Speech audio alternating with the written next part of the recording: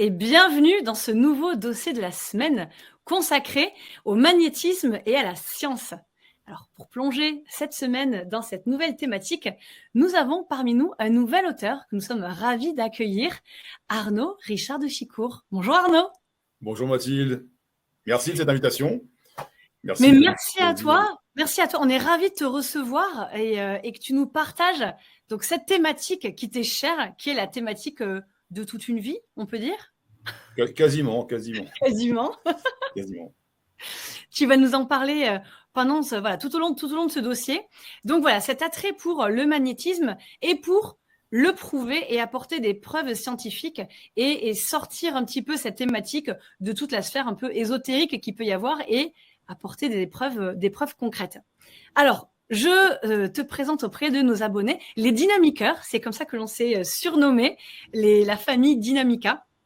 Donc, tu es praticien, tu es magnétiseur, conférencier, auteur de nombreux ouvrages. On peut citer Magnétisme et santé, les preuves scientifiques que tu as à côté, que tu peux nous montrer, si tu l'as là, qui est formidable, qui est un parfait complément de ce qu'on va voir aujourd'hui. Aux éditions Symbiose, présidé par Marie Sorlot, qui fait connaître des auteurs dans différents domaines et qui a cette fibre éditoriale où des livres atypiques qui l'intéressent aussi, elle, à titre personnel. Elle n'hésite pas à les promouvoir. Donc, je la remercie au passage de m'avoir édité sur ce livre-là. Parfait. Et tu es également le fondateur de l'association Mince. Alors, je ne sais pas si on prononce le S ou pas. M-A-I-N-S. Alors, on comme les mains. Comme les mains. Médecine alternative d'intervention non médicamenteuse et la science. Voilà. Donc, au travers de toutes ces actions, que ce soit par tes conférences, les livres, cette association, tu promeus le magnétisme au travers de cette santé intégrative et de cette science.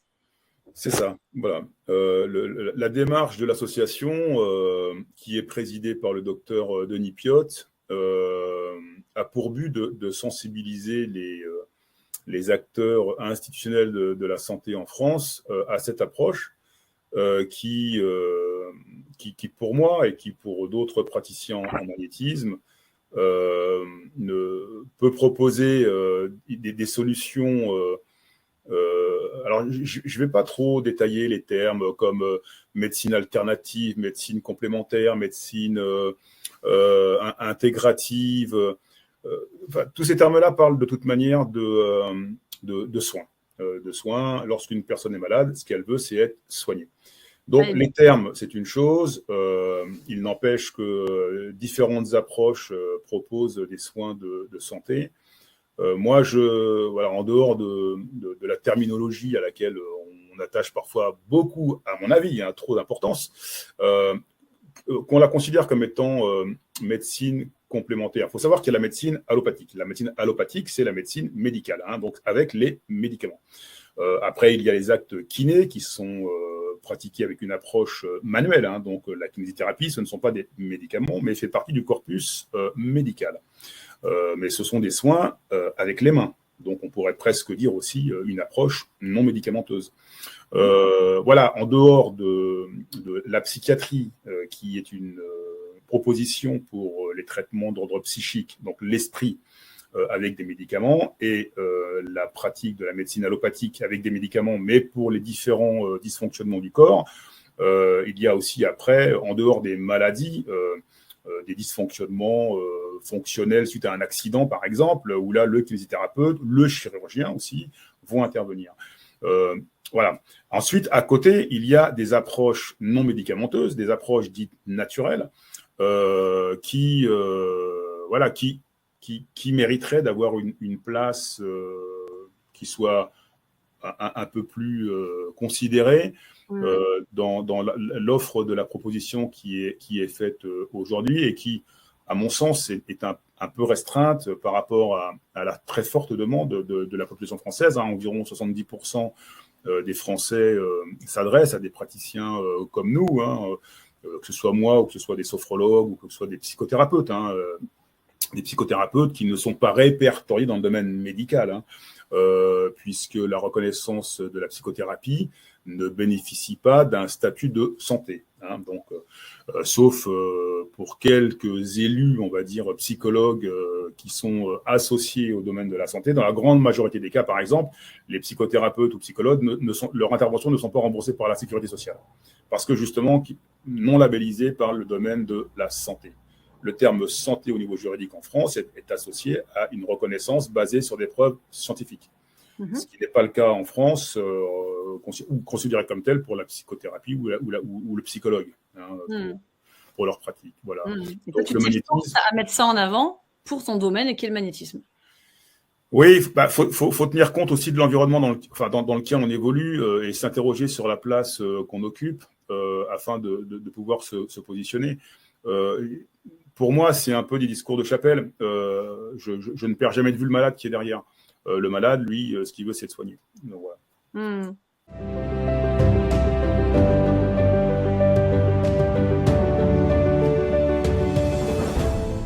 Est-ce que tu peux nous parler un petit peu comment le magnétisme est arrivé dans ta vie? Parce que c'est intéressant par rapport à tout ton parcours. Comment est-ce qu'il est arrivé un petit peu par hasard, finalement? Si le hasard existe, hein. Oui, si le hasard existe, grande question. Le hasard existe-t-il? Bon, grande question. Voilà. Oui, alors moi, je pourrais parler de synchronicité. Je sais pas. Voilà, oui, bien sûr. Hasard. On rigole toujours avec le mot hasard. Ouais. Oui, oui, ça fait réfléchir. Il y a beaucoup de philosophes. À l'âge de 12 ans, moi, je pratiquais les arts martiaux. Je tiens à préciser que je viens d'un milieu allopathique, hein, où moi, voilà, j'ai été élevé avec l'allopathie, le médecin, les médicaments, mais pas du tout dans les arts ésotériques ou mystiques, mais alors absolument pas. Une famille de professeurs en médecine, des médecins, mes cousines sont médecins, enfin voilà, environnement plutôt médical. Donc je viens de ce milieu-là. Et en tant que pratiquant d'arts martiaux, à l'âge de 12 ans, débutant dans les arts martiaux, un jour je me fais au cours d'un combat une entorse, et puis bien sûr, j'ai mal, je souffre, hein, c'est de la souffrance, hein, j'ai très mal. Et mon professeur, qui était d'origine asiatique, me propose d'intervenir pour soulager ma douleur. Bon, je me demande comment il va faire. Donc, et puis je le vois qui frotte ses mains, qui met ses mains sur mes malléoles. Et puis au fil des minutes qui s'égrenaient, je m'aperçois que mon entorse diminue de volume, et puis que je n'ai plus de douleur. Voilà, donc voilà, peut-être 6-7 minutes. Je ne sais pas si ça a duré 6 ou 7 minutes ou 10 minutes, mais voilà, le temps m'a paru vraiment très très court. Et j'ai pu reprendre les combats, les entraînements, sans aucune douleur. Là, j'ai été complètement, entre guillemets, c'est ce que j'aime bien dire, parce que je me suis intéressé après à ce sujet-là, je me suis senti électrisé. Et tout de suite, je me suis dit, un peu comme ce qu'on peut lire parfois sur les religieux qui sont traversés par une émanation céleste ou divine et qui deviennent croyants. Moi, ça a été cette croyance, en quelque sorte, m'a amené à penser, c'est exactement ce que je vais faire plus tard. Plus tard, je guérirai moi aussi les gens qui souffrent avec les mains. Voilà, c'est parti. J'avais 12 ans. Voilà. J'ai donc voulu savoir comment ce professeur avait fait. Je lui ai dit, mais comment avez-vous fait pour me soulager la douleur avec vos mains? Il m'a dit, si tu veux savoir, il faut apprendre. Si tu veux apprendre, il faut aller en Asie. Et une fois en Asie, il faudra que tu trouves un maître. Et il faudra que tu sois enseigné pour la maîtrise du chi. Alors le chi, il faut savoir que dans les arts martiaux, c'est un sujet que quasiment tous les pratiquants d'arts martiaux sont enseignés. Donc on nous enseigne à la fin des cours de karaté en général à nous asseoir, hein, ce qui peut ressembler à une position de zazen ou sur les genoux, et puis à nous concentrer sur ce qu'ils appellent la zone du dantian. Dantian, c'est la zone du hara au niveau de l'abdomen. Et ils nous disent, nous on est européens, on n'est pas asiatiques, hein, concentrez-vous sur votre chi au niveau du dantian. Bon, alors moi le chi, ils avaient beau me dire concentre-toi sur le chi, moi ça me disait rien du tout, hein. Mais bon, bon élève, je me concentrais sur la zone du hara, sous le nombril, et je me disais je me concentre sur le chi, mais sans savoir du tout ce que c'était, hein. Voilà. Donc lui m'a dit il faut maîtriser le chi. Donc j'avais dans mon imaginaire d'enfant, d'adolescent de 12 ans, je me suis dit mais j'ai ressenti des petits courants électriques. Je savais que qu'en Asie, on parlait de chi, que c'était une énergie qui était dans le cosmos, qui environnait les gens. dans les arts martiaux, dans les films d'arts martiaux en général, beaucoup de pratiquants de combat parlent du chi aussi. Je me dis, ouais, c'est une énergie qui est bizarre, hein. Mais comment pouvoir la canaliser? Donc, tout de suite, je me suis dit, pour canaliser cette énergie, effectivement, ça ne va pas être donné à n'importe qui, et c'est sûr, il faut apprendre avec un maître, hein, parce que là, canaliser une énergie du cosmos, c'est pas donné à tout le monde. Voilà. Donc, je me suis dit, l'histoire est un petit peu compliquée, et ça me faisait peur, parce que je me disais, mais c'est capter une énergie du cosmos, mais là, ça va loin, quoi. L'idée, ça va très, très loin. Et j'avais une appréhension, j'avais une peur, clairement. Et puis, je me suis dit, tiens, dans les cours qui ont suivi, je vais mettre les mains, moi, sur mes petits camarades qui ont été blessés au combat, qui ont des entorses, qui ont des bleus sur les cuisses. Et puis, je m'arrangeais pour que mon maître ne me voie pas, discrètement. J'allais vers mes camarades et je mettais les mains. Je faisais exactement ce qu'il avait fait. Et puis, j'avais des retours intéressants où mes petits camarades me disaient, tiens, Arnaud, depuis que tu mets tes mains, j'ai moins de douleur. Ou voire, j'ai plus de douleur. Et moi, je ne voulais pas croire à ce qu'il me disait. Je me disais, mais ce n'est pas possible qu'ils aient plus de douleur. Je n'ai pas appris. Je n'ai pas été formé par un maître. Je n'ai pas été en Asie. Je n'ai pas, comme me l'a dit mon enseignant. Donc, je me disais, ils veulent me faire plaisir, quoi. Voilà. Mais j'étais intrigué par le phénomène, quand même. Je me disais, tiens, c'est bizarre, quand même. Ouais. Alors, j'étais entre c'est vrai ou c'est pas vrai. Voilà. Voilà comment ça a commencé. Comment c'est arrivé. Et donc, tu en parles dans ton livre où tu nous reparles que ce magnétisme, en fait, le magnétisme, donc c'est vraiment lié aux mains et que, en fait, alors moi je l'ignorais, hein, mais ça remonte à des siècles, ce travail au niveau des mains. Donc tu parles de l'imposition des mains. Tu nous expliques un petit peu d'où ça vient. Toi, c'est arrivé un peu comme ça dans ta vie. Tu nous dis, voilà, par expérience, ce qui t'est arrivé. Mais en fait, c'est quelque chose qui était pratiqué déjà depuis de nombreuses années. Très, très nombreuses années. C'est ça, depuis des millénaires. Et donc, j'apprendrai tout ça au fur et à mesure. Les années vont passer, puis je vais m'interroger. Je vais lire de nombreux livres. À chaque fois que je vois des livres, c'était sur les 5 guérisseurs en Occident, ou sur la maîtrise du chi, donc maîtriser une énergie du cosmos. Bon, et je vais découvrir que la pratique des mains remonte à l'Égypte 2300 ans avant Jésus-Christ. Il y a un papyrus qui a été découvert par un anthropologue qui s'appelle Ebers, papyrus Ebers, qui porte le nom d'anthropologue. Ou pour une manière plus fine dans l'histoire, je crois que cet anthropologue-là a revendu, c'était pas le nom originel de l'anthropologue, mais ça a été revendu à un autre anthropologue qui s'appelle Ebers et dont le papyrus est au British Museum à Londres. Donc, et ce papyrus montre clairement des prêtres égyptiens qui font des impositions des mains sur des malades. Donc, ils sont assis, et puis eux, ils sont dans une pratique dite cosmogonique, à savoir que lorsqu'ils mettent les mains sur un sujet, les Égyptiens considéraient que ce qui donnait toute vie sur Terre, c'était le dieu soleil, qui portait plusieurs noms, hein, au levant, au couchant, et à chaque fois, en fonction de la position céleste du soleil, il lui attribuait un nom. Donc le nom le plus commun qu'on trouvait, c'était le nom de Amon-Ra. Et donc le dieu Amon-Ra, le dieu soleil, l'astre qui donne vie à toutes les vies, les animaux, les mammifères, les hommes, les femmes, les enfants, la terre, l'herbe. Voilà, c'est une croyance cosmogonique. Ça va être, on va dire que ce sont les précurseurs de la croyance en un dieu immanent mais qui n'est plus matériel, mais eux c'est un dieu matériel, donc c'est une cosmogonie, donc c'est un astre à qui ils attribuent les pouvoirs, et c'est le pouvoir qu'a selon eux le soleil de donner toute vie sur Terre, dont leur propre vie, a aussi le pouvoir de guérir les humains. Voilà. Et donc ils pratiquent, ce sont les prêtres, c'est réservé à une caste, hein, c'est réservé à une élite. Donc cette élite de prêtres pratique l'imposition des mains. Donc, imposition, ça veut dire à distance. Hein. Application, c'est en contact, et imposition, c'est à distance. Voilà, donc sur ce papyrus, on voit clairement une représentation graphique d'un soleil avec des rayons solaires et qui pénètrent le corps du praticien et qui va agir sur le corps du malade.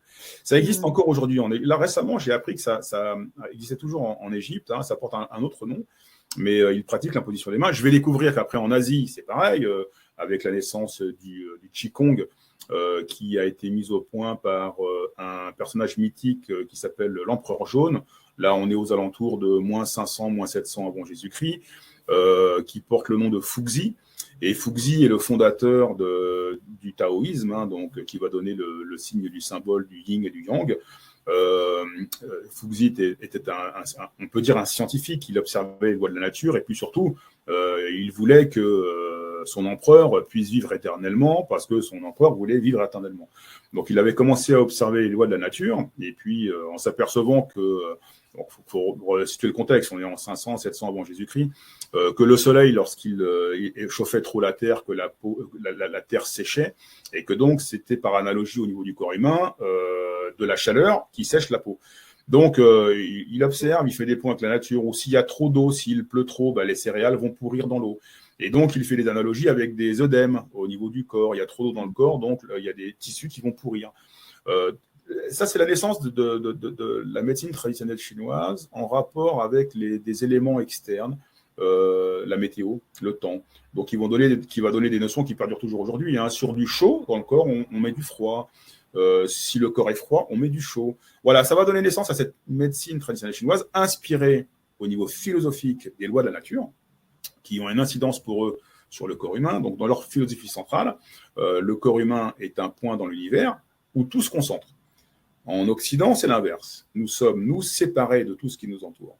Donc, ça va donner une vision médicale où il faut analyser chaque partie. Donc, ça crée deux visions opposées et donc deux médecines qui sont quand même très différentes. Une vision très holistique en Asie, où une émotion, par exemple, va avoir une répercussion sur un organe. La tristesse va avoir une répercussion sur les poumons, par exemple. Voilà, donc, ils tiennent compte de l'être humain dans son entièrement. C'est une vision holistique. Donc, moi, je rêve d'une réunion de ces deux. Les Occidentaux sont très forts pour analyser le moindre détail d'une particule.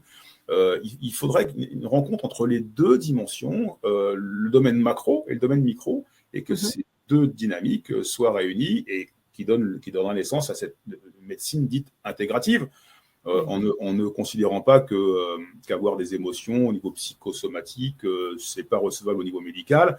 Ça a été prouvé en 1982 avec un chercheur qui s'appelle Feder. Feder a découvert qu'il y avait des interleukines qui faisaient le pont entre le cerveau et le système immunitaire lorsqu'on recevait des chocs psychologiques.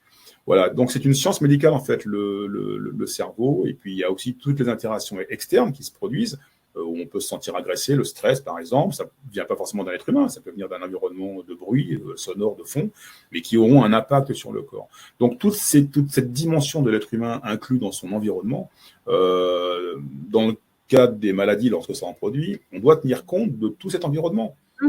Et c'est une médecine qui serait de dimension intégrative. Oui, avec un lien corps-esprit très très fort. Tu parlais de la médecine chinoise, tu parles aussi des Esséniens, tu parles de Jésus, tu parles des rois. Est-ce que tu peux nous parler un peu des rois par rapport à cette imposition des mains? Oui, bien sûr. Juste un petit peu avant, Mathilde, il y a aussi dans l'histoire du monde de l'imposition des mains, il y a par exemple en Polynésie, il y a des techniques d'imposition des mains. C'est vrai. Aussi, eux, ils parlent pas de chi, ils parlent pas de rayons lumineux, ils parlent de mana, le mana. On va chez les Indiens, Cheyenne ou Creek, les Indiens Creek, par exemple, ont des techniques d'imposition des mains, et puis là, il y a un autre nom qui va être évoqué sur les forces telluriques. Alors, soit ce sont des forces qui viennent du ciel, soit ce sont des forces qui viennent de la Terre. Voilà, on est dans deux dimensions opposées aussi. Mais l'invariant culturel, de niveau physique, l'invariant, donc c'est ce qui ne change jamais, c'est que toutes ces pratiques utilisent les mains. Quel que soit le niveau de croyance d'une civilisation, l'invariant est de toujours mettre les mains sur des zones malades. Ça, c'est l'invariant culturel dans le monde entier.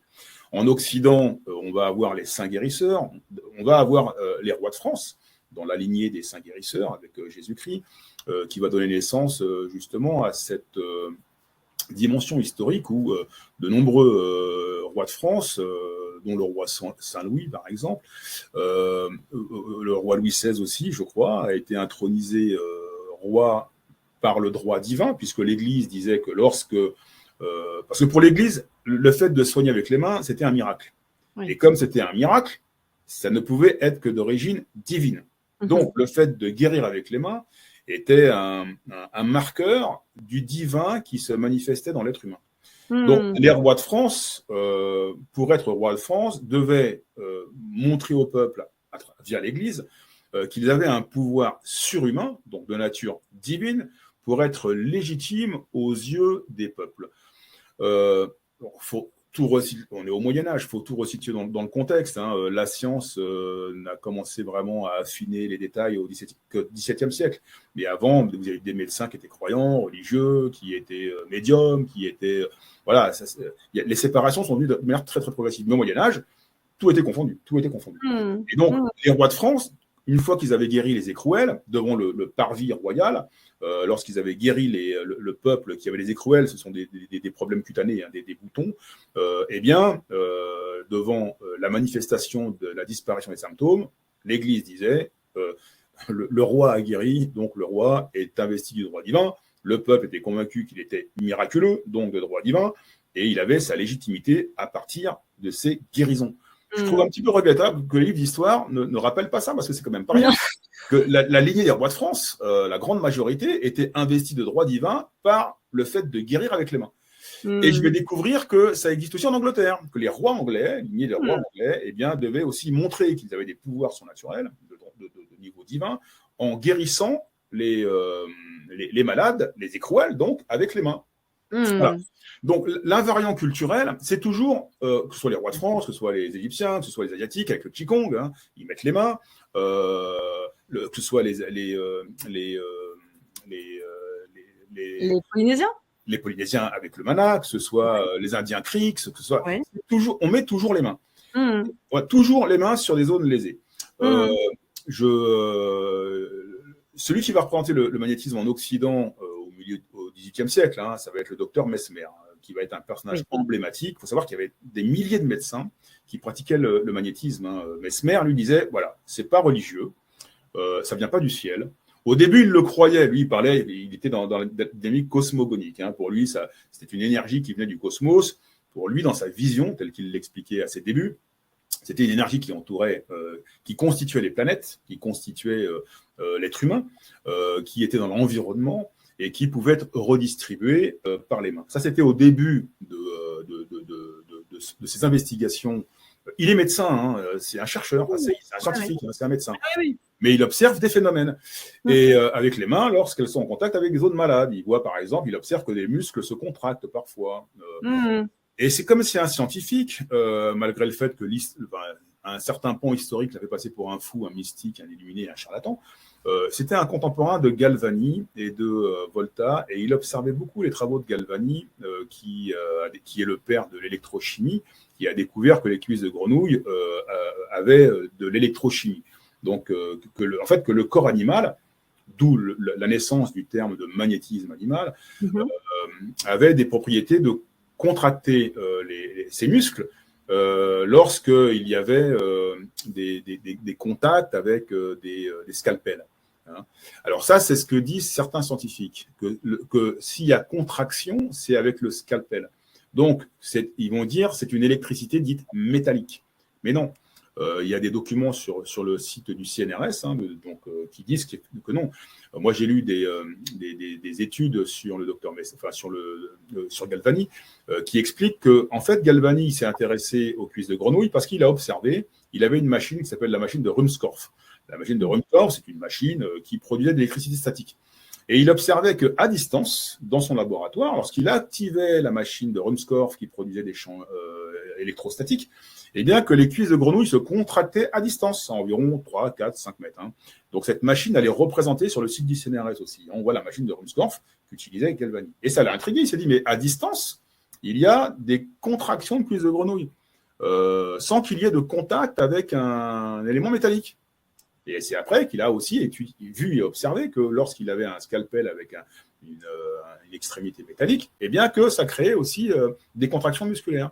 Mais il y avait deux niveaux, donc avec le métal, mais certes, mais aussi à distance. Et il l'avait aussi observé en mettant des cuisses de grenouille sur son balcon, et puis, parce que ce n'était pas les laboratoires d'aujourd'hui, sur son balcon, et puis il avait observé que quand il y avait de la foudre, un orage qui s'annonçait, que les cuisses de grenouille en contact avec le métal, hop, se contractaient aussi.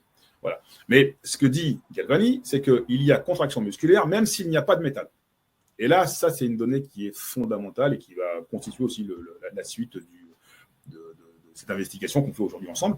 Voilà. Donc, Oui, l'histoire montre que l'invariant, c'est toujours on met les mains. Mesmer, il va dépoussiérer ensuite, au fur et à mesure de ses observations et des connaissances qui vont avancer au niveau de l'électrochimie du corps humain, il va dire c'est un phénomène de nature psycho-nerveuse. Dans un premier temps, il va l'appeler l'énergie animale, le magnétisme animal, basé sur les travaux de Galvani, en disant j'observe les mêmes phénomènes, comme un peu si on mettait des aimants sur des cuisses de grenouilles qui vont créer par un champ d'induction un champ de nature électromagnétique. J'observe avec les mains, parfois, quand je mets les mains sur des muscles de mes patients, que les muscles se contractent. Il observe les mêmes phénomènes. Et il se dit, donc, les mains doivent être de nature. On ne connaissait pas à l'époque le terme d'électromagnétisme. Il dit ça a à voir avec l'électricité. Mais par contre, c'était la naissance de l'électromètre. Donc, on commençait à s'intéresser à l'électricité. C'est vraiment les débuts de l'électricité. Lui, il se dit, on dirait que ça a à voir avec l'électricité. C'est un phénomène psychonerveux, psychofluidique, mais qui a à voir avec l'électricité. Ça, il l'a écrit textuellement dans un de ses textes, qui a à voir, et que ça avait aussi à voir avec les planètes, que ça avait aussi à voir avec le feu. Bon, aujourd'hui, effectivement, la science dit que ce soit les planètes, il y a effectivement des origines de nature électromagnétique. Le feu, il est de nature électromagnétique aussi. Voilà, il avait un demi-siècle d'avance. Voilà. Oui. Et bon, voilà. Donc voilà, oui, il va démontrer effectivement que les mains produisent des effets de santé. Il sera le mécène de Mozart. Mozart va lui rendre hommage parce qu'il a guéri une tante, je crois, de Mozart. Il y a des lettres à la Bibliothèque de France. Donc Mozart est dithyrambique sur Mesmer. Il a créé un opéra qui s'appelle Così fan tutte pour honorer Mesmer. Voilà. Et c'était son mécène. Voilà. Voilà l'histoire de Mesmer. C'est intéressant de voir ce recul sur l'histoire et de voir, voilà, c'est que ça fait des siècles que ça fonctionne avec les mains. Alors, ce qui est intéressant, ce que tu nous disais, c'est que, alors, il y a une partie où tu nous as dit que c'était plutôt les prêtres qui utilisaient ça, ou alors les rois issus, voilà, avec ce droit divin. Tu nous parles aussi que ton maître à toi te dit, il faut s'entraîner, il faut partir en Asie, il faut faire monter le chi, et puis finalement, toi, tu y arrives sans trop avoir travaillé quoi que ce soit. J'ai rien travaillé du tout, même. Rien du tout. Donc là, on peut se dire, il y a quelque chose de l'ordre du don, de l'ordre de, voilà, c'est une personne qui y arrive ou pas. Et puis là, tu nous parles de Mesmer, qui finalement, lui, amène un peu un regard scientifique dessus. Alors du coup, ça relève du don, ça relève de tout le monde.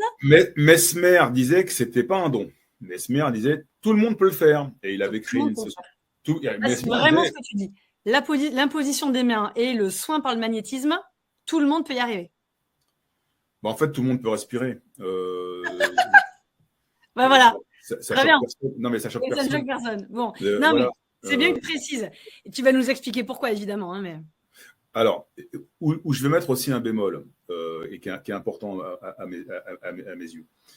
C'est que si, effectivement, nous, ça, on l'a fait des centaines, pour ne pas dire des milliers de fois, avec des stagiaires, ils mettent les mains sur des graines de soja, il y a une croissance très claire des graines, on leur apprend des techniques, ils ont exactement les mêmes résultats que nous. Je pourrais vous citer, c'est des milliers d'anecdotes. En fait, il n'y a pas de mystère, en fait, il n'y a pas de mystère.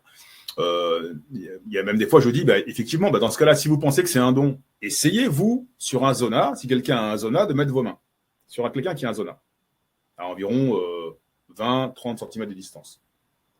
Et vous ne pensez pas au don, vous pensez à rien, vous mettez juste vos mains. Comme moi, je l'ai fait au début quand j'ai mis mes mains sur mes petits camarades.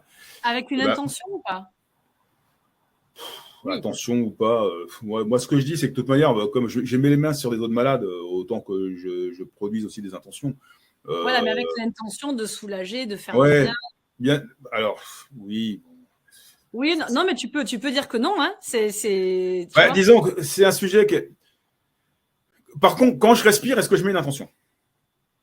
Non, parce que non. Est-ce que tu mets une intention? Et pourtant, tu. Non, on peut, mais il y a un ordre, il y a une part d'automatisme. Donc, non, bien sûr. Alors, tu vas dire c'est un réflexe. Bon. Est-ce que chacune de tes cellules qui vit n'est pas un réflexe non plus? Est-ce qu'elle ne vit pas par réflexe?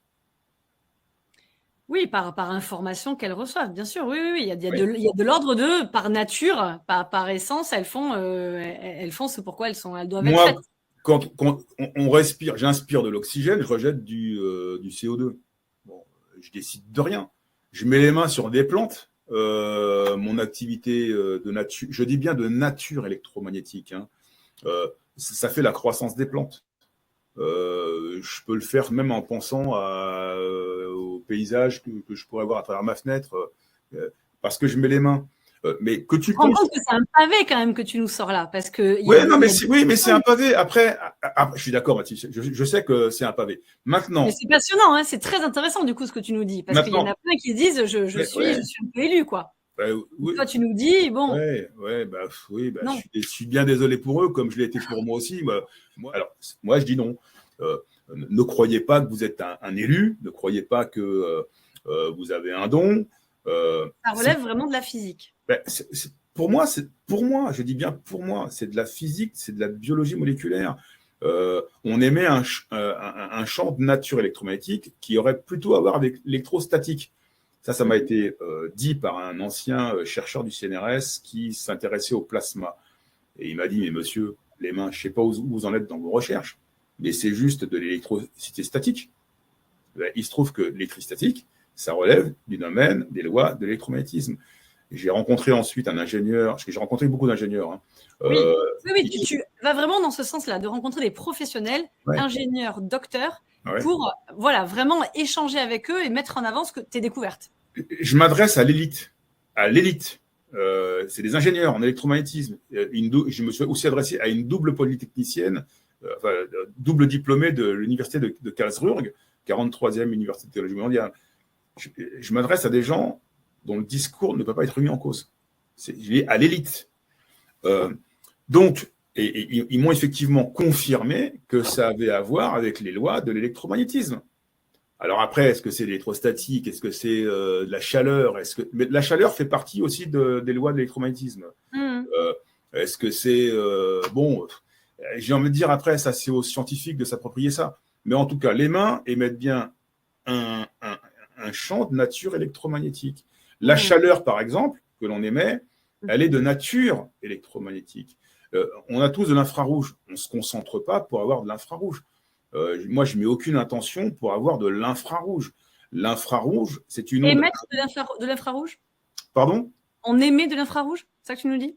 Ah ben oui, tu rayonnes, par exemple. Là, si j'ai un appareil de mesure à infrarouge, on peut voir ton... C'est ce qu'utilisent les militaires, tu sais, quand pour identifier des ennemis, des adversaires, sur des terrains de combat, la nuit. Oui, c'est vrai. Ils ont des appareillages à infrarouge. En fait, ils détectent la chaleur. La chaleur, oui, bien sûr. Oui, c'est vrai. Mais la chaleur, elle émet de la lumière. Oui. De la lumière. Alors, il y en a qui vont dire, oui, mais la chaleur, c'est pas de la lumière. Oui, mais ça émet de la lumière. D'autres vont dire, oui, mais la lumière, c'est pas de la chaleur. Oui, mais la chaleur émet de la lumière. Et la lumière, elle vient de la chaleur. C'est des discours, pour moi, de chapelle, un peu, ça. Voilà. Mais d'où vient cette chaleur et d'où vient cette lumière? La lumière, en physique pure, ça s'appelle des biophotons. Ça vient des biophotons. Et le mot bio, il vient de notre biologie, des cellules.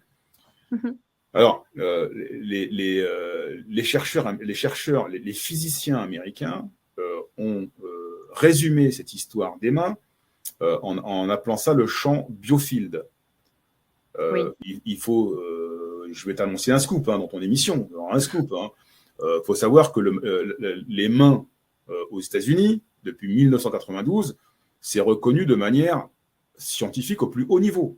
Il n'y a même plus de débat là-bas aux États-Unis. C'est reconnu. Là, par exemple. Ce que tu disais, la magnetic touch, je crois que tu me disais. Alors, il y a plusieurs noms là-bas. Ça porte le nom de thérapeutic touch. En fait, ce sont des praticiens qui ont donné des noms à leur méthode d'approche. Mais ça porte le nom de biofield aussi. Ça porte le nom, il y a aussi un physicien qui a mis au point une technique avec ses mains. Mais là-bas, c'est reconnu au plus haut niveau scientifique. Il n'y a même plus de débat, si vous voulez. Certains rapports disent même maintenant ce qu'il faut, c'est changer les mentalités. Mais il n'y a plus de débat. C'est prouvé scientifiquement. Sur la base de plusieurs dizaines et dizaines et dizaines d'études en essais randomisés dites de très haute qualité. Moi, je ne suis pas scientifique de formation. Moi, donc, quand je vais avoir des informations, je m'adresse à qui? Aux scientifiques. Et ceux qui ont le plus haut niveau. Si les États-Unis, qui sont classés comme étant la première puissance médicale au monde, dans tous les charts, toutes les revues de référence, si eux disent, donc ils portent un nom, c'est le National Institute Health, si eux disent que les mains sont prouvées, ça montre qu'il y a des variations de biologie moléculaire en laboratoire, en conditions in vitro, et que ça s'appelle, que ces mécanismes-là impliquent ce qu'ils appellent le champ biofield du corps humain, à savoir l'électricité, qui génère le magnétisme, qui génère de la chaleur, qui génère des biophotons. Donc, c'est la classification. Hein. Ça commence par l'électricité, ensuite le magnétisme, ensuite la chaleur, et ensuite les biophotons. C'est la définition administrative depuis 1992 de ce que génèrent les mains.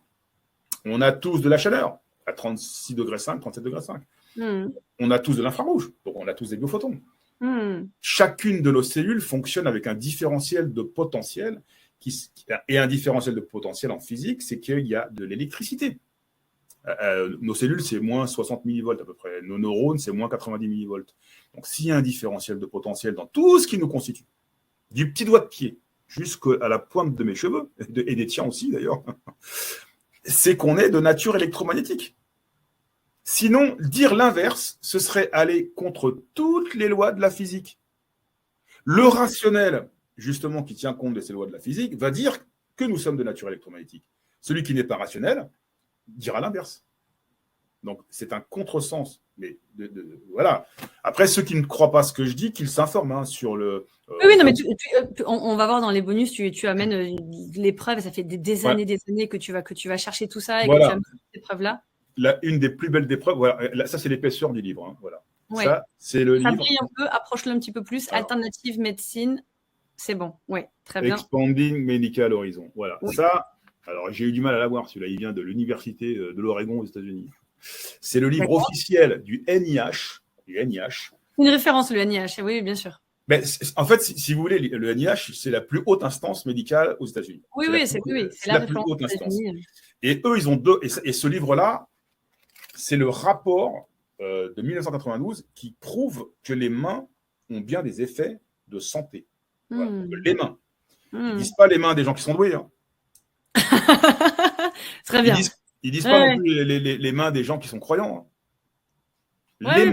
Bien sûr. Les mains en laboratoire. Voilà. Donc,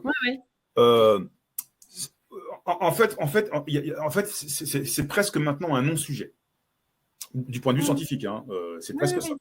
Donc, les mains, ils mettent bien un champ de nature électromagnétique. On a tous de la chaleur à 36,5 degrés, 37,5 degrés. Donc, à partir de là, on a tous le même phénomène biophotonique, électrique, magnétique et de la chaleur.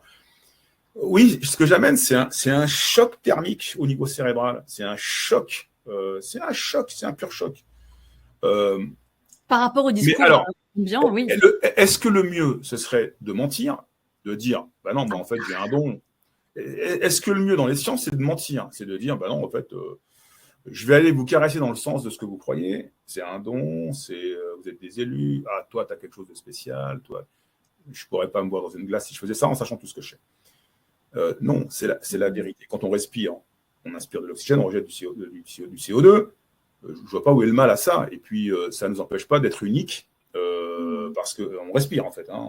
Notre identité, on doit la conquérir ailleurs par ce qu'on fait, par le travail qu'on fait, par notre insertion au niveau social dans une société, par notre utilité. Enfin, il y a mille et un moyens de conquérir son identité en étant, moi je dis, si possible, être utile aux autres. Voilà. Quoi qu'il arrive, on est des animaux sociaux. Donc certains vont faire le choix de soigner des gens, donc d'autres vont faire le choix d'être dans l'aide, l'aide aux personnes âgées, la médecine avec les médicaments. Hein, attention, mon discours n'est pas de dire que je suis anti-médicamenteux, pas du tout. Hein. Moi, je suis pour les médicaments lorsqu'ils sont utiles et indispensables. Mais lorsqu'on peut remplacer les médicaments par d'autres approches, même si c'est des compléter, avec moins d'effets secondaires, voire pas d'effets secondaires, je ne vois pas pourquoi on irait utiliser une approche qui pourrait être remplacée par une autre qui aurait moins d'effets secondaires. C'est un problème national aujourd'hui. Mais dans tous les pays européens, les effets secondaires, ça devient un problème national. On ne va pas se faire soigner pour être malade. Qui rêve de ça pour ses enfants? Personne. Tu vas nous dire après comment est-ce que tu mesures, parce que tu peux mesurer l'électricité, on en a parlé un petit peu ces minutes, tu vas nous le dire, mais là tu parlais précisément des médicaments et des effets secondaires. Est-ce qu'on peut tout soigner avec le magnétisme ou pas? Et est-ce qu'il y a des risques à le pratiquer? Si on n'est pas, si on pratique pas, mais qu'on se dit, bon, mais là, ce que dit Arnaud, ça m'interpelle, moi aussi je voudrais essayer, et je voudrais, voilà. Alors moi je le conseille pas parce que c'est là où, quand je parlais de bémol, c'est que même si on a tous ce potentiel, c'est pas un jeu. Il faut savoir que un jour, j'ai appris en lisant un livre médical que si on boit trop d'eau, on peut se faire une cirrhose du foie avec de l'eau. Bon, j'apprends ça. Donc, ce qui veut dire, c'est que quand on est dans l'excès, même si c'est un produit naturel, ce produit naturel peut avoir un effet secondaire. Bon, c'est valable pour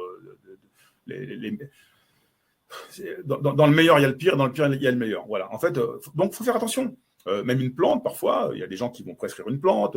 Prenez cette bonne plante que ma grand-mère prenait, puis tu te fais un œdème de coinque, et puis hop, tu finis aux urgences, tu vas mourir, quoi. Il y a un effet qui peut se produire. Il y a des gens qui sont allergiques. Moi, par exemple, si je mange de la carotte, je peux mourir parce que j'ai pris une carotte. Une carotte, c'est naturel. Voilà, c'est naturel, une carotte. Oui. Je peux en mourir.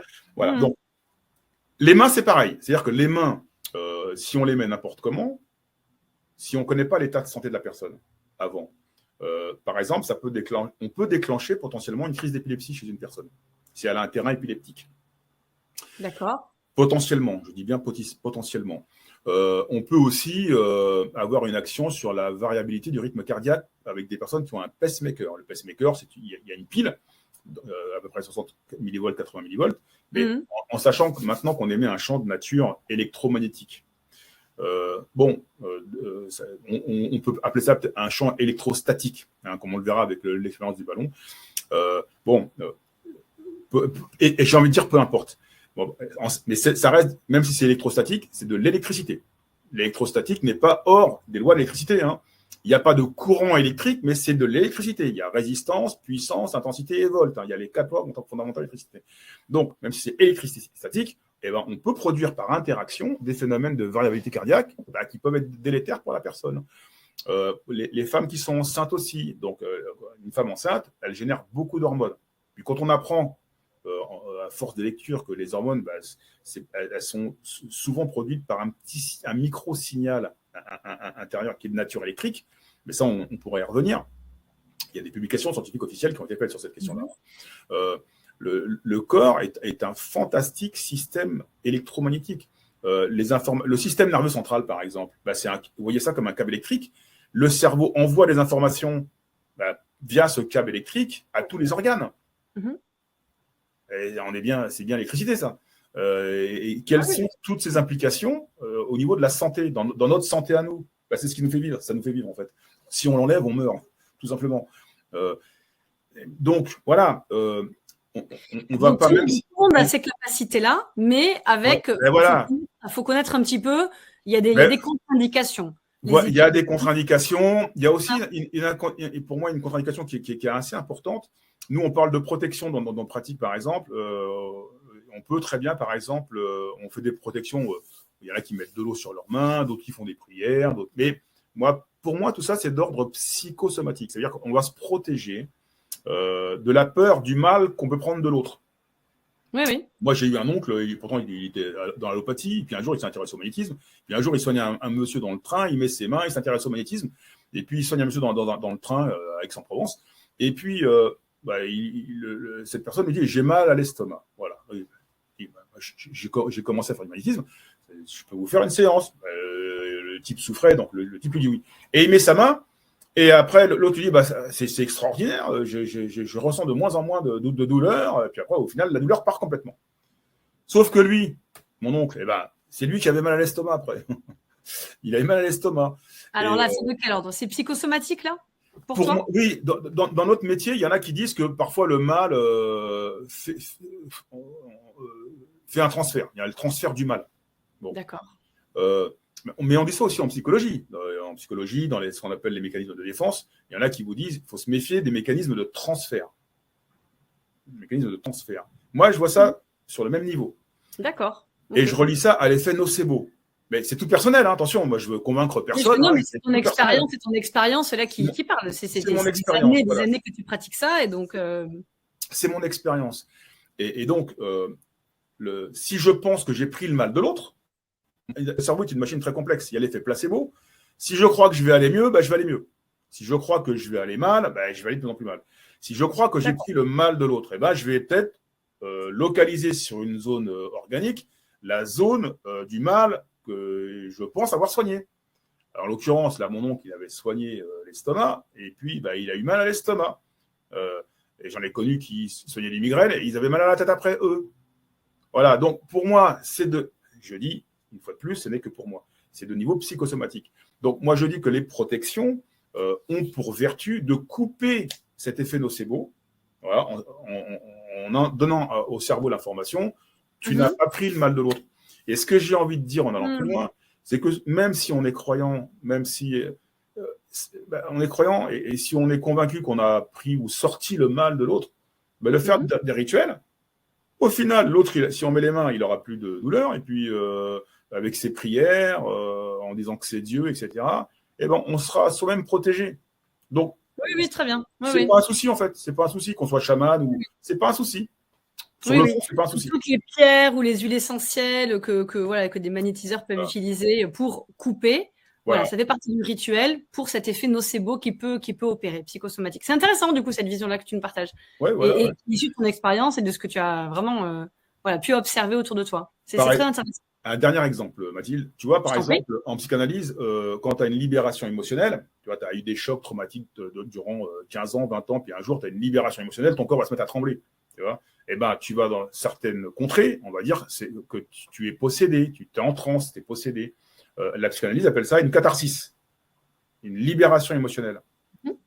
Voilà. Les femmes au Moyen-Âge qui avaient une maladie qui était appelée l'épistotonos, on les brûlait au Moyen-Âge parce qu'on pensait qu'elles étaient possédées par le diable. Donc elles avaient des convulsions, elles se mettaient en arrière, les épaules en arrière, les yeux révulsés. Et puis au Moyen-Âge, les prêtres considéraient, les monarques considéraient qu'elle était possédée et qu'il fallait la brûler. Donc on les brûlait, ces femmes-là. Freud est arrivé et a dit, non, ça s'appelle de l'épistotonos. Comme les femmes n'ont pas la parole qui est libérée au niveau sexuel, parce qu'elles ne peuvent pas s'exprimer sur la sexualité, c'était une vraie répression verbale, une dictature verbale. Une femme qui parlait de sexualité, tout de suite, c'était une bip. Voilà. Donc les femmes ne pouvaient pas parler. L'homme peut parler de sexualité, mais la femme ne pouvait pas. Les cabinets de Freud ont permis justement de libérer la parole des femmes. Et il s'est rendu compte, au fur et à mesure que la parole des femmes était libérée sur les problèmes sexuels, dans leur couple, etc., et bien que les crises d'épistotonos disparaissaient. Donc il a fait il a écrit d'ailleurs des ouvrages dessus. Alors, en fait, c'est le fait de libérer l'énergie de la libido qui permet justement de ne pas avoir ces crises d'épistotonos. Donc là, on est du côté de la science. Freud était aussi un scientifique. C'était aussi un biologiste. Il s'intéressait à tous ces phénomènes-là, les relations entre le cerveau et le corps. C'était un scientifique. Il disait, non, en fait, c'est le problème de ne pas libérer sa parole qui provoque des contractions dans le corps et qui va se traduire par un symptôme qui s'appelle l'épistotonos. D'où l'intérêt de la connaissance. On passe de je vais te brûler sur un bûcher, si c'était ma mère, je ne serais pas très content, ou ma fille, je serais même furax, par méconnaissance. Donc, la connaissance, c'est toujours important. Pour les mains, c'est la même chose. Il faut savoir que, oui, on peut faire aussi des erreurs par méconnaissance et que ce n'est pas un jeu. Ça a beau être des mains, ça a l'air simple comme ça. Oui, mais ce n'est pas un jeu. Non, bien sûr. Voilà. Alors, dans les grands domaines, qu'est-ce qu'on peut soigner alors avec le magnétisme? Toi, les grandes pathologies qui ont vraiment, pour lesquelles on vient de se voir, ce serait quoi là? Tu sais que c'est interdit par la loi de dire ce qu'on peut soigner. Non, mais les grandes lignes sur lesquelles on peut agir. Tu parlais des problèmes de peau. Alors, moi, ce que je peux dire, c'est que les magnétiseurs, en général, au niveau traditionnel, ils sont consultés. Sur lesquels on ne va pas dire soigner, on va dire avoir une action dessus. Oui, alors depuis des millénaires, si on ouvre n'importe quel livre, ou on va sur Internet, pourquoi on va consulter ces gens-là? On va consulter ces gens-là, pourquoi? Pour des problèmes de peau. De manière empirique, problème de peau, le zona, le psoriasis, l'acné, parfois le vitiligo, mais il y a hélas pas beaucoup de résultats. Après, on va les consulter pour les problèmes osseux, les sciatiques, les cruralgies, les lombalgies, les cervicalgies, etc., les épicondylites, les tennis elbow, etc. Donc, tout ce qui est peau et douleur, finalement. Pardon ? Tout ce qui est peau, cutanée, et les douleurs. Tout ce qui est algique, c'est ça ? Toutes les douleurs de manière générale. Faire un résumé un peu comme ça rentrait. Tout ce qui est peau, bien sûr, mais aussi au niveau endocrinien.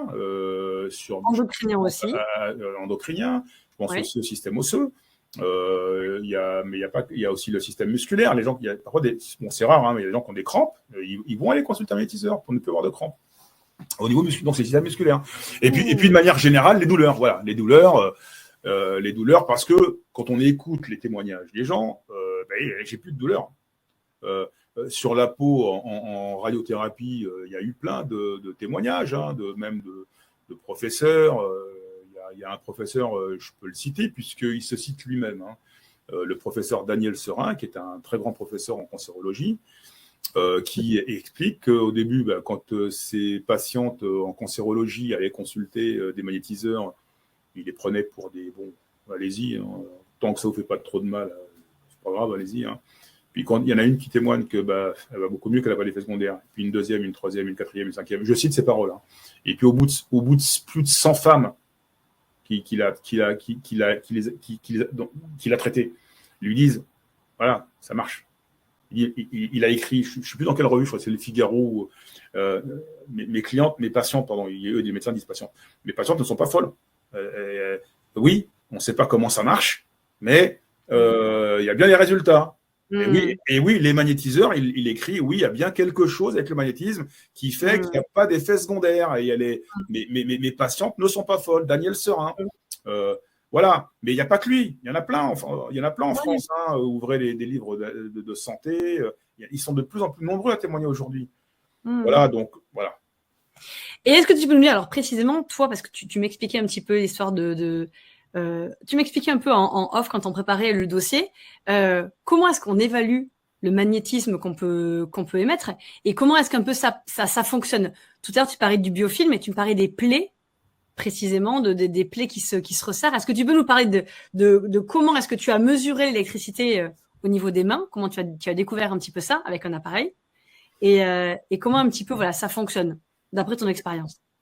Alors, moi, en 2014, je m'achète un appareil pour mesurer les champs électriques chez moi. Tu vois, les lignes en basse tension. Je me disais, tiens, peut-être que les rayonnements, ça peut agir sur le cerveau de ma fille. J'avais lu des études scientifiques écrites par des ingénieurs, hein, qui disaient qu'il y avait, notamment dans les pays du Nord, qui disaient il y a une suspicion comme quoi les champs électriques, avec les câbles électriques et les téléphones portables, ça peut altérer les neurones, l'électrosmog, le système nerveux central, parce que l'électricité, comme la boîte crânienne des enfants est poreuse, parce que les os sont pas très solides, hein, ils sont poreux, ça peut avoir une action que les Américains ont appelé le brain cooking. Tu sais, ils ont fait des expériences en mettant des téléphones portables sur des œufs et ils déclenchent des signaux toutes les je ne sais pas combien de secondes. Et puis en fin de compte, les embryons, ils ne naissent pas, ils meurent. Donc ça il y a plein d'études aujourd'hui sur l'électrosmog. Maintenant, c'est avéré. Bien sûr, oui. En 2014, c'était peut-être moins. C'était pas voilà. Donc à l'époque, je me dis, moi, je veux le meilleur appareil qui mesure les champs électriques. Je veux le meilleur. Je veux l'élite. Voilà. Donc je m'offre un appareil qui sert de valeur d'expertise pour les laboratoires, pour les lignes de tension, etc., etc. Et il coûte cher. Bon bref, je me l'offre. Et je voulais le meilleur pour mes filles. Tu vois. Donc Puis un jour je le démonte. Tu vois, je l'ai un peu donc, je mets par inadvertance ma main sur la cellule, tu vois. Il y a une cellule réceptrice là qui calcule les champs. Hein. Tu vois, là j'ai l'ordinateur. Regarde, j'approche l'ordinateur. Je ne sais pas si on voit à l'écran là. Non, on ne voit pas le numéro. On voit pas le nom. Tu vois, tac. Parce qu'on voit là le numéro. Là, voilà, là, on voit 50. 28, 17, 16. Voilà, 12, alors ça, ce sont des millivolts. D'accord. Millivolts, hein. Donc je recule et regarde, tu vas voir. Et tu vois, ça descend là, je vois mal moi. Ça descend un petit peu. Non, ça reste à peu près entre 12 et 25, on va dire. Alors, parce que là, moi, je suis dans un environnement électrique. Hein. Oui, Donc, certainement. Il y a des lampes, il y a il y a l'ordinateur. des lampes, Oui, oui. donc, ce que les physiciens appellent un champ hertzien. Toi, là où tu es dans un champ hertzien aussi. Ouais. Mais c'est pas grave. C'est pas grave. Regarde. Donc, je mets le doigt là-dessus. Voilà, tac. Alors, avec le doigt et sans le doigt. Ah non, je suis sur le champ magnétique, pardon. Il y a un champ Ok. magnétique et un champ électrique. Ça, il se passait pas Le champ grand-chose. magnétique, c'est normal. Là, voilà. Ok. Désolé. Là, je suis en champ électrique, voilà. Donc là, tu Très vois. bien. Donc là, Très bien. on est à combien? On est à 90, 89, 90. Oui. Bon, maintenant, je vais mettre le doigt, tu vois, juste le doigt comme ça, dessus, là. Ah oui. Et là, ça part. Voilà. Oui. Là, ça monte à plus de 900, plus de 1000. Oui. Oui, il y a plus de 1000. Oui, bien sûr. 1007, 1000. Oui. Bon, voilà, tu vois. En mettant le doigt. Et Voilà. regarde, est-ce que je mets une seule intention? Regarde. Oui, donc là, c'est carrément. Oui, c'est comme je respire, en fait. C'est comme je respire. Tu vois. D'accord. Bon, alors, moi, je vois ça. Je vois des valeurs en millivolts qui s'affichent. Je me dis, il y a des millivolts. Quand je passe mon appareil sur un champ électrique, sur des électrons qui traversent un câble, il y a bien un champ en millivolts qui s'affiche. Oui. Et je me dis, c'est bizarre, avec le corps humain, ça fait la même chose. Donc moi, je ne suis pas physicien. Moi, je suis bête et méchant. Je vois que quand je mets le doigt, il y a des millivolts qui s'affichent. Je fais appel à l'élite.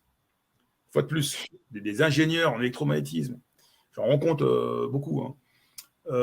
Et ils sont intrigués. Ils sont intrigués. Et il y en a quatre.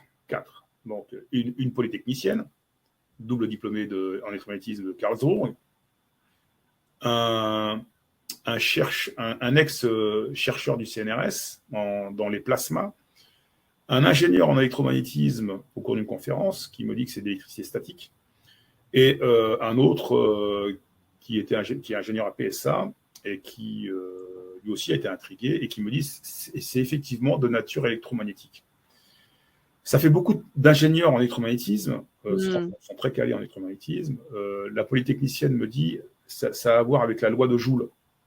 La loi de Joule, résistance multipliée par l'intensité carrée, multipliée par le temps, etc. Bon. Ce sont eux qui me disent ça. Ils me disent, en fait, voilà, oui, ça met en évidence un phénomène de nature électromagnétique, Alors, c'est eux qui me disent ça, c'est pas moi qui leur dis. Alors, ils voient aussi les millivolts, ils sont intrigués, ils se grattent la tête au début, puis réfléchissent.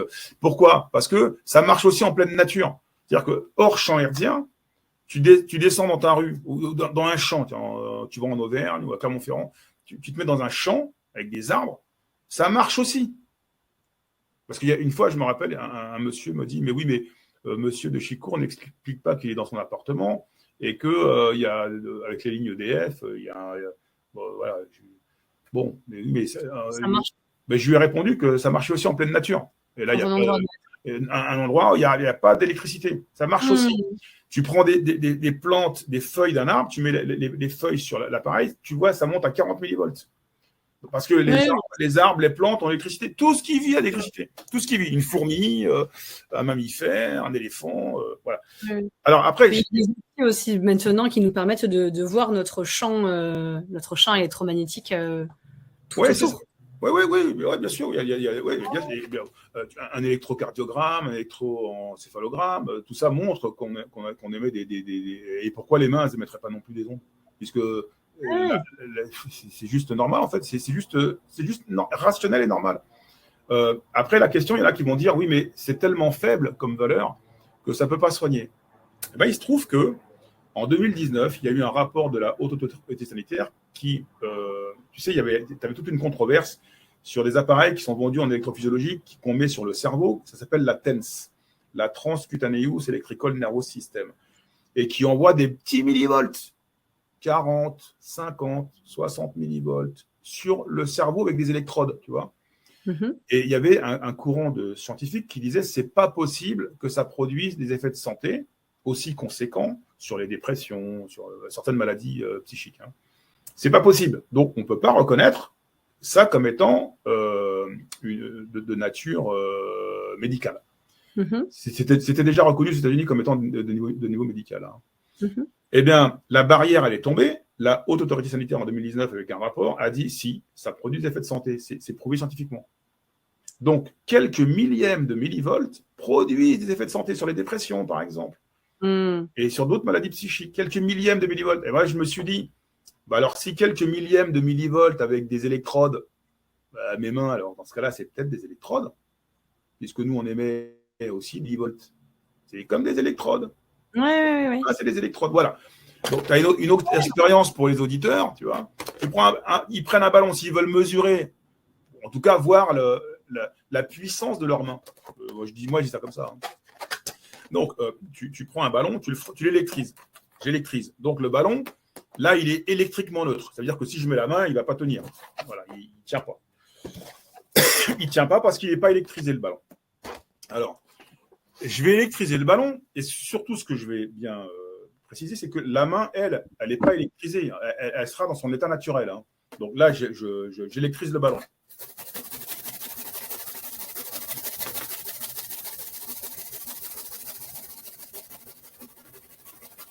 Donc là, maintenant, il a plus d'électrons.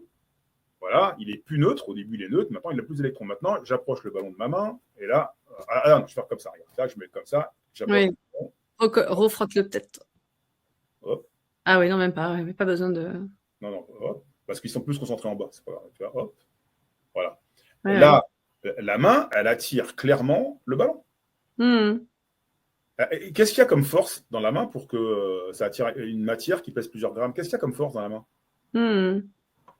Un chercheur du CNR, enfin un ancien, il est à la retraite maintenant, mais il m'a dit, monsieur, c'est de l'électrostatique. Ben oui, c'est électrostatique. Hein. Oui, bah oui. Plus et moins, ça s'attire. Ça veut dire que les mains, elles émettent un champ avec des protons, plus et moins. Voilà, ça émet, voilà, tac, ça attire. Bon, mais attends, là, c'est de moins en moins. Donc ça, les gens peuvent déjà faire ça chez eux. Ça paraît. Pas besoin de se frotter les mains avant, ou pas besoin de... Pas besoin. Non, pas besoin de faire une prière, pas besoin de méditer, pas besoin. Je sais que je fais voler des boîtes, des boîtes dans le cerveau. Ouais, non, mais parce que parfois, en se frottant les mains et en les touchant, on peut sentir des petits picotements et qui sont plus... Est-ce que peut-être que de frotter, ça va stimuler un peu et permettre d'avoir une sensation plus rapide que si on ne fait rien et que juste on rapproche les mains? Ou alors, encore une fois, le fait de frotter, est-ce que c'est psychosomatique là aussi? On se dit, je frotte, donc je vais sentir quelque chose. Quasiment tout le monde fait ça maintenant. Bon, si vous voulez, faites ça. Puis après, on dit, vous faites comme ça, comme ça. Déjà, c'est pas trop bon. Parce que tu frottes. Le physicien Allègre dit, quand on frotte, il a écrit un livre qui s'appelle Un peu de science pour tout le monde. Quand vous frottez les mains, qu'est-ce qui se passe? Vous frottez, c'est le texte écrit, hein, vous frottez les atomes de surface. Oui. Parce qu'à la base, le corps humain, c'est des atomes, on va dire ça comme ça, c'est pas moi qui le dis, c'est aussi la science en biologie moléculaire qui le dit. À la base, les atomes nous constituent, à la base. Donc, il y a des électrons et des protons, des charges positives et négatives. Les atomes, entre eux, ils vont s'agréger, comme une belle histoire d'amour ou d'amitié, et ils vont former des molécules. Là, on est au niveau de la chimie. Les molécules, elles continuent l'histoire d'amour ou d'amitié, et elles vont former des cellules. On en a 38 milliards, pardon, à peu près, 38 milliards. Et les cellules continuent cette histoire d'amour, et puis elles vont former des tissus nerveux, tissus musculaires, et puis des organes, et puis nous. Alors moi, je me suis dit, en voyant cette hiérarchie, j'enlève les atomes, il n'y a plus de molécules, il n'y a plus de chimie. Donc c'est ça le niveau énergétique. C'est des électrons, des protons, des neutrons dans les atomes. C'est ça le niveau énergétique. Et c'est ce qui constitue toute la vie. Toute la vie. Mais c'est enseigné dans les plus grandes écoles de sciences. Et du coup, en venant frotter, c'est juste ça qu'on secoue. Tu frottes les atomes de surface. La peau est constituée d'atomes. Hein, voilà. Tu frottes. Tout mouvement de friction crée de la chaleur. Donc, tu augmentes la thermie en local. D'accord. Tu augmentes la mais thermie. c'est intéressant que tu nous expliques ça, parce que alors moi, je veux parler de ma petite expérience, mais si je rapproche juste mes mains comme ça, je ne sens rien. Si je frotte et que je rapproche, alors moi, c'est pas de la chaleur, c'est des petits picotements que je ressens.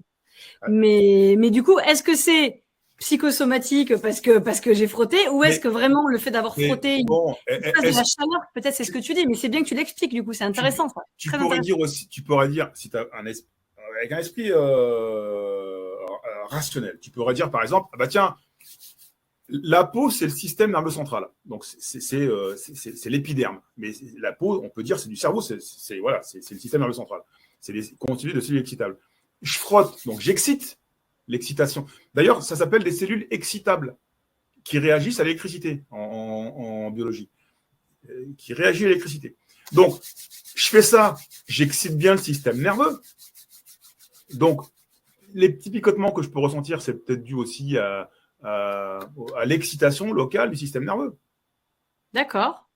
Ok. Non, mais c'est très intéressant ce que tu dis. C'est intéressant je peux relier de poser un regard sur une sensation. Tu vois, c'est exactement ça. Tu nous as bien montré aujourd'hui qu'il y a un effet sur de multiples domaines. Il ne faut pas faire n'importe quoi. Non. Mais en tout cas, c'est quelque chose qui est intrinsèque au corps humain. C'est ça qu'il faut cadrer comme toute approche. Hein. On cadre. Voilà, on délimite, on périmètre, on approfondit peut-être avec des études, mais on cadre, on ne fait pas n'importe quoi. Non. Mais c'est intrinsèque à notre nature profonde. Donc voilà, en tout cas, on a besoin de personnes encore comme toi qui ouvrent le chemin pour vraiment poser la lumière sur cette pratique qui est ancestrale, millénaire et qui a des bienfaits absolument merveilleux. Merci infiniment Arnaud pour voilà tous ces partages, pour cette passion qui t'anime. Hein. On le sent, tu en parles avec conviction, avec intérêt et en voulant vraiment apporter du concret. Et surtout pas de charlatanisme.